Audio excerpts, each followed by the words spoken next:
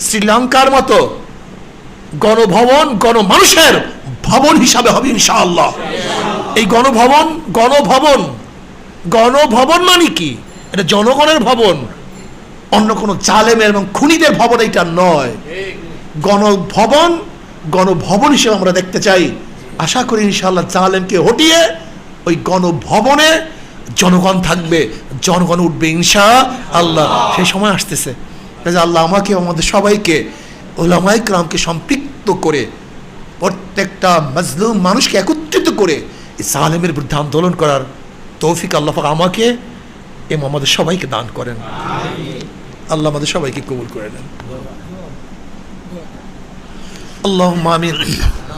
ربنا ظلمنا أنفسنا وإن لم تغفر لنا وترحمنا لنكونن من الخاسرين.